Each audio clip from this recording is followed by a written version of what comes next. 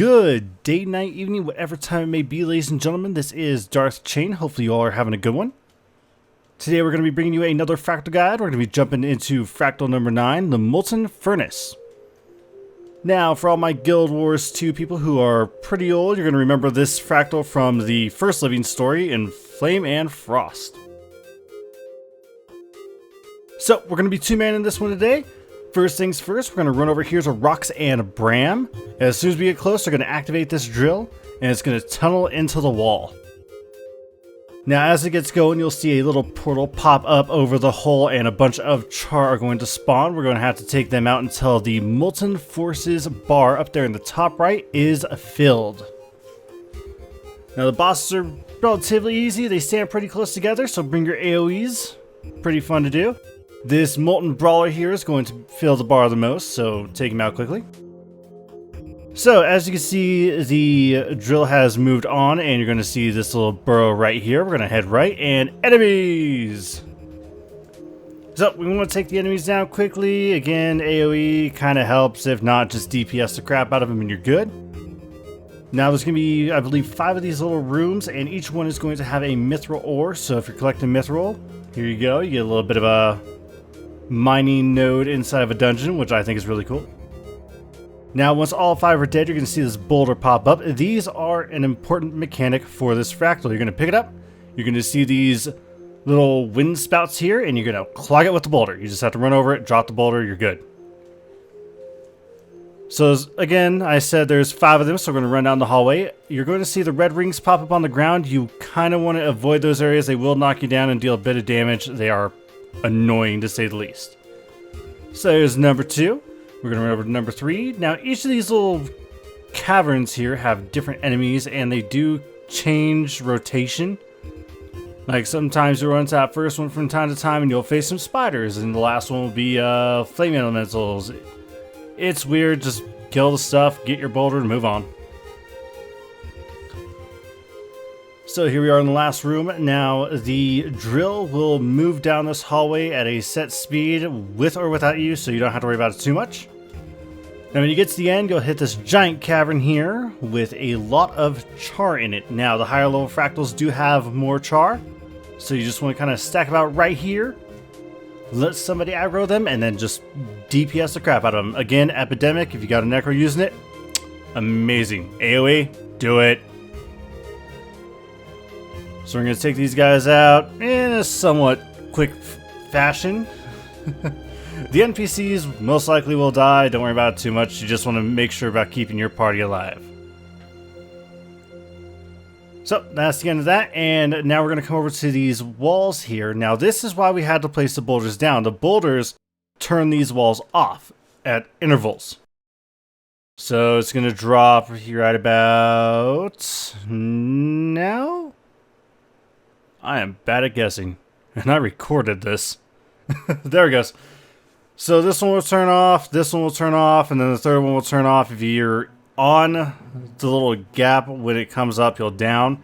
Other than that, you can teleport through it, but you cannot dodge roll through it. I'm going to try it like right here, I think. Yep, I failed. Alright, so now we're going to come up to this portion. Now, there is a path you can run along in the blue right there. Braham and Rox will always take it. There goes Sarah to take that path. I'm going to grab the Mistlock Instability, and I'm going to jump down here. This way is just a little bit quicker. A little bit of jumping involved. If you just want to run it, just run it with Rox and Braham, and you're good. And now we're going to come to the boss of the Fractal, who is a pain. Yeah, we're just talking right now, so... Oh, there they are. So, we're going to run in here. Now, the Dredge is going to say something, and he's going to start off the first attack from his machine. It is going to be Fire Tornadoes. So here comes the first shot. Now, you can always tell which way these are going to come from where the shot lands. So this one's going to land on the right, and they're going to come from the right. Next one should land on the right. It's going to come from the right. Now, as you get farther and farther in this test, there's going to be more tornadoes that spawn, and you can actually use this little center console here as a shield. If you get hit by it, it just knocks you down and sets you on fire for a little bit. You don't have to worry too much. Now, a pain portion of this area is the entire time you're in this fight, you are stressed. So the arena essentially does 1 HP of damage every couple seconds to make sure it keeps you in combat. That's the only pain. So now we pop the thermal core. Every 25% HP, the thermal core will become vulnerable. You just want to DPS it down quickly. There is going to be an enemy that spawns from 75, 50, and... yeah, the 75 and 50% HP that you really want to move. So anyone who has a quick knockback, you want them. Like Guardian Skill 4, I think it's called Banish. Beautiful to use right there. But you got to use it quick. So now we're on the second test where he's going to shoot a bunch of fire at us. You can watch where it's going to land and you can find the safe zones. Like right here's the safe zone. And then right over here is another safe zone. Just watch where it's going to land. Now, this Molten Protector here is the one that you're going to want to banish, but we didn't do it quick enough. You'll see this buff pop up, which is the shield. That means he's shielded from damage, and the Molten Reactor and the Thermal Reactor is shielded from damage. You can see me hitting zeros. So we gotta wait until his buff phase before we can take him out and then turn around and attack the Thermal Core. Now, here comes the last one. You're going to see these hammers here and these hammers here. They're going to randomly drop onto the field, causing a shockwave. Now, with the shockwave, you can just easily jump over it once you get started. Tick-tock, dude. We got a video. Come on. Yelling at the dredge guy over there. Tick-tock, tick-tock, tick-tock. There he goes. Yeah, you best excuse me. But there's a shockwave right there. And I get knocked down first one. So, you can easily just jump over them if you time it right. And there's going to be this corner, which we're going to run to over here. And my party member yelled at me for showing this off.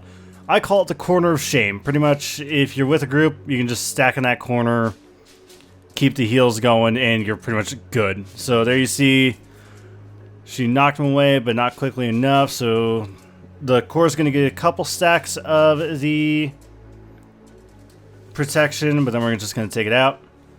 Now, 25% HP, the dredge is just going to get pissed, and he's going to pop a Star Trek. Screw it, fire everything. So now you're going to have to deal with everything while the thermal core is active, so you got to attack it and worry about keeping your own butt alive. This is fun. Not really. I think we almost die here. Or at least I almost die. But we took it down, so that's a good thing. And you'll see the core blew up and the machine kind of, you know, stopped working, so that's good. So now he's going to come down here and he's going to join us. As soon as he says, aha, he is vulnerable for attack. There he goes.